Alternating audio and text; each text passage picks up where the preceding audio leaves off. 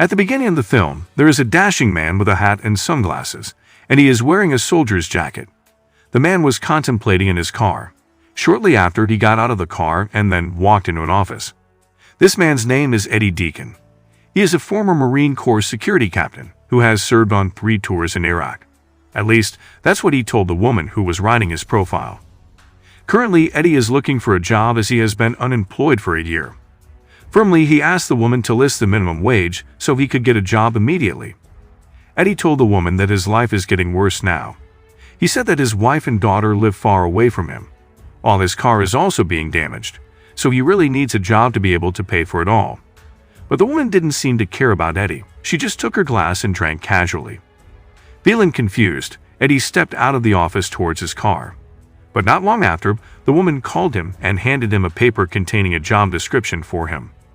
Even though the working hours were annoying and the place was quite far away, Eddie still accepted the job happily. Eddie smiled after he finally managed to get a job. Elsewhere, U.S. Marshal troops in 3 black SUVs and fully armed came out of the headquarters in convoy transporting a little girl named Jamie, who will testify in court. She is the main witness in an organized crime trial. While crossing the desert, they were drenched in heavy rain on their way to Cedar City, which was still an hour away. When one of the marshals was on the phone, the signal was suddenly lost. It turned out that they were followed by 2 strange cars, and when trying to communicate with the soldiers in the other car, they still lost signal. The U.S. Marshals started to feel suspicious, and after that a sudden incident occurred. After one car overturned, a group of mercenaries got out of the car and started shooting at the marshals. The marshals tried to fight back, but the commander asked Jamie to run into the forest and not stop until she met someone who wanted to help her. None of the U.S. Marshals troops survived. These mercenaries took out brooms and started clearing the path so as not to leave any evidence behind. When it rained heavily, Eddie was sitting alone in his hotel room. He held the phone and caught his breath. It turned out that he was gathering courage to call his wife. Eddie informed his wife that he had found a job. At that time, Eddie's wife sounded worried, but Eddie tried to calm her down. His wife said that their daughter, Sylvia, always asked how her father was doing. Hearing that, Eddie sent his daughter a love greeting before he hung up the phone. After that, Eddie returned to contemplation. Even though the rain had not stopped, Eddie still came to his new workplace. Seeing that the door was still locked, he decided to wait in front of the building. But not long after, a man came up to Eddie and asked him the purpose of his arrival. After seeing the job paper that was handed to him, the man named Vance invited Eddie to enter the building. Vance showed Eddie their workplace, and it turned out that this building was a mall that had been built since 1986 without ever being renovated. And in this place, Eddie will work as a security guard. Vance took Eddie to the control room, which is their base, and in that room, Vance introduced Eddie to a man named Mason. Vance did it in a humorous way, but Mason didn't find it funny. The point is, Vance is a weirdo. Then came a drunken woman who was also part of their team, and her name's Ruby. She finished Mason's milk before going to sleep in her room. Vance explained to Eddie that they took 2 shifts over the 2 days. Maybe they really need the money or there is nothing else to do. On the other hand, the electrical voltage in the building was in trouble. Vance thought it was because of the storm. Vance prided himself on his taser gun, but it's a shame Eddie wasn't impressed by that. One other personnel named Johnny Wave was playing with her cell phone in the D zone of that mall. Then, Vance briefly showed Eddie a plan of this building that he thought looked like a gun drawn. And after that, he handed Eddie a uniform. Vance took Eddie around the mall and introduced each zone in it, from the shopping center, food court, to the competition arena. And finally, they arrived at Zone E, the second shopping center. Eddie was a little doubtful about the security procedures they had to do, because there were only 5 security guards there and they didn't have any weapons. Vance then told Eddie various things, such as about the motorcycle gang murders and thefts in this area. Vance also guessed that Eddie was a former soldier, but he didn't expect that Eddie held the rank of commander.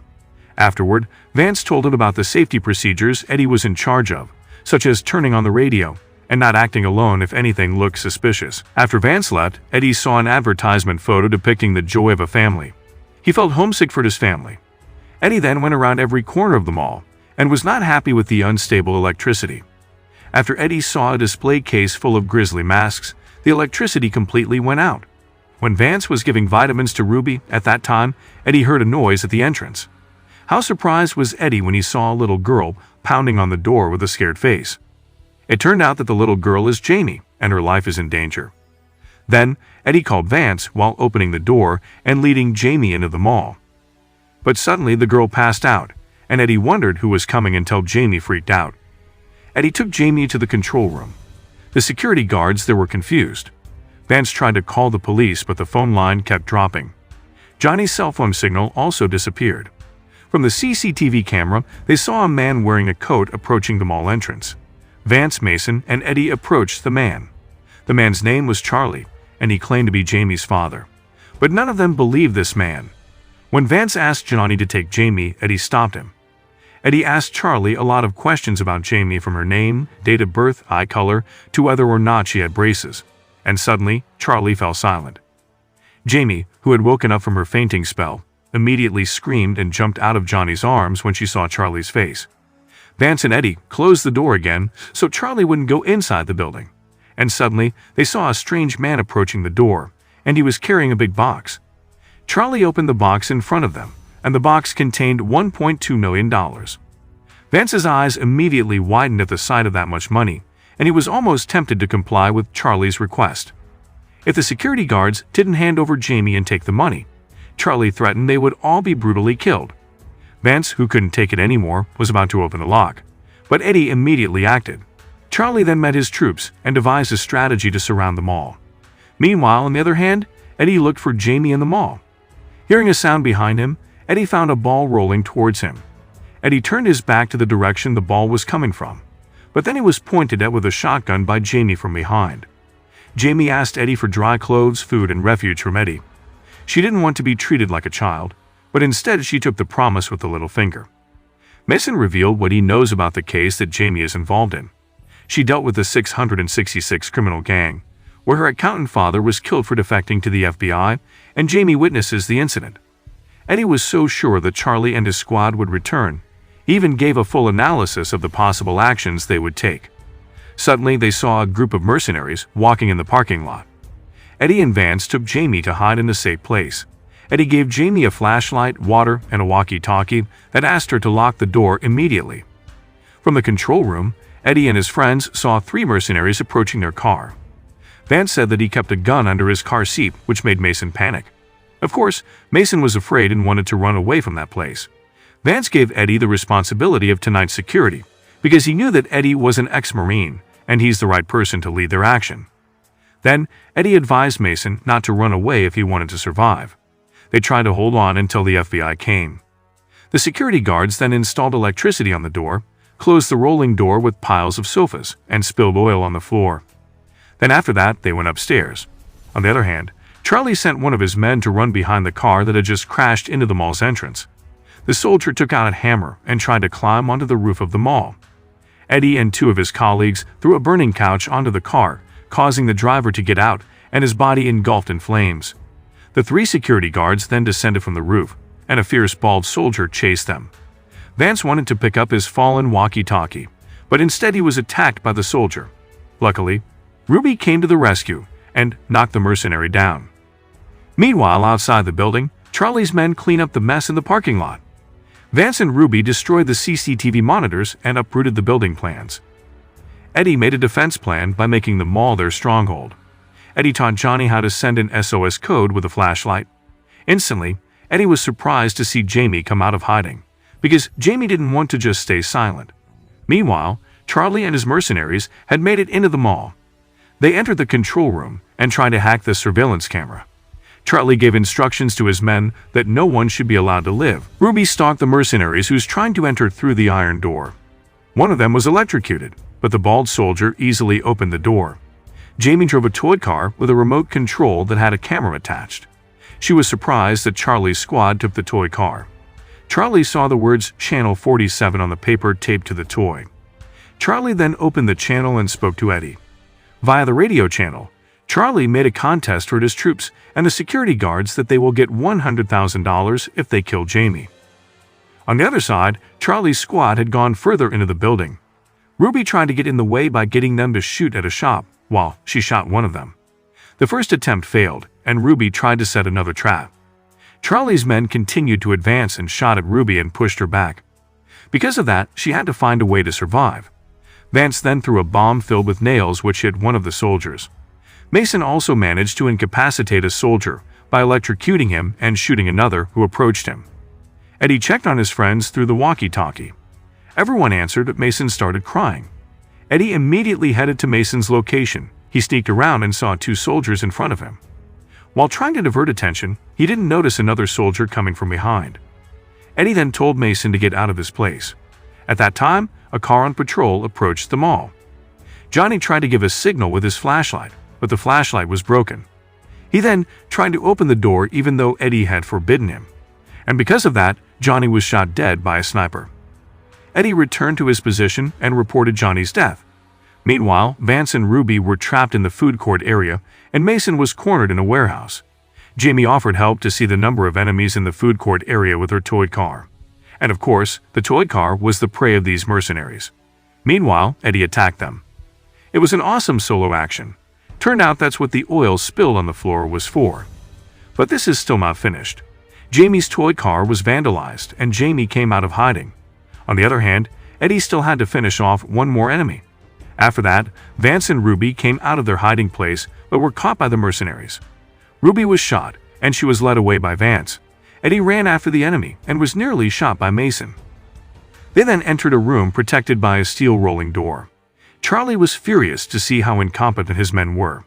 Vance was sad to see an unconscious Ruby, while Mason was still scared. Eddie gave Jamie a taser gun and a bag of dolls. Eddie and Jamie had a heart-to-heart talk. Jamie reminded Eddie of his daughter, Sylvia, who was far away. Jamie told Eddie that she was disappointed in her father for forbidding her to go to Uncle Will's house. But Eddie defended Jamie's father's decision. As a father, Eddie will also do the same thing. He didn't want to see his daughter get hurt. On the other hand, Charlie was still threatening Eddie. 2 hours had passed, but he still couldn't get Jamie. At that time, through the surveillance camera, Mason saw 2 police cars coming. Eddie tried to get rid of the van in the parking lot, because this van is the communications center for Charlie's squad. Meanwhile, Vance raised his gun and stood by the rolling door. Eddie let the cops in, while Vance was still fighting off the enemy and throwing Molotov bombs. He asked for help from Eddie, but there was no answer. Vance always shoots a gas canister which causes a massive explosion. The police asked Eddie to bring Jamie to the front. Mason, who was with the girl, was scared and couldn't run there. But Vance continued to motivate and reassure Mason. Vance's heroic spirit awakened because of that. But at that time, Eddie realized that there was something wrong with the police. Their shoes were wet, and they had tattoos near their ears. Eddie's intuition told him they were part of the mercenaries. Eddie stopped Jamie, but too late for Mason, who was showered with gunfire. Jamie then went into hiding. Eddie felt very sad because of Mason's death. Realizing that he was the only one left, Eddie hatched a new plan with Jamie. He asked Jamie to take the security's walkie-talkie to get a wider channel of communication so they could get help immediately. Charlie knew about Eddie's plan, but suddenly Eddie appeared and rode a motorbike very fast. Eddie was then chased by one of Charlie's men. Charlie chased after Jamie, and he closed his eyes as if he had a sixth sense to find that little girl. Charlie said that no one would be able to help him because apart from the long distance, the rain had also erased their tracks. Meanwhile, Eddie was still fighting his enemy. Eddie got back on his motorcycle to fend off enemy fire, then sped out of the mall to catch up with the van in the parking lot. Despite trying to move him, Eddie's actions were faster than his enemy. The tricycle hit the van. Jamie's walkie-talkie was broken by Charlie and Eddie was targeted by a sniper. Jamie communicated on a security walkie-talkie while being fired upon by Charlie. Eddie took the gun in Vance's car and fired it at the sniper. Charlie tried to intimidate Jamie with stories about his father who he hates. It turned out that Charlie had been abandoned by his father alone as a child, and he had very little money in his pocket. Charlie offered to keep Jamie out of action. Charlie offered Jamie to live with him. Jamie ran to another room. But Charlie still bullied the little girl over and over again. Shortly after that, Charlie managed to find Jamie and took him hostage. And along with that, Eddie came closer with wounds all over his body. Eddie relays the implicit message to Jamie. From a distance, there's a group of police coming when Eddie and Jamie step out of the mall. The police asked Eddie to raise his hands. Unexpectedly, Jamie then hugged Eddie. And it turned out, Vance was also still alive, even though he was badly wounded. He saluted Eddie as he was taken to the ambulance, proving that Vance admitted Eddie's greatness and Vance respected him very much. Eddie awakens from his sleep and he is in the hospital. Jamie was also by his side. Jamie thanks Eddie before returning to the witness protection program. She also said that Sylvia was very lucky to have a father like Eddie. Jamie was very surprised when she saw Uncle Will pick her up. She immediately ran and left Eddie, who was still pensive. Several days later, Eddie got off the bus carrying a large teddy bear. His arrival was greeted by his wife and daughter with a big smile.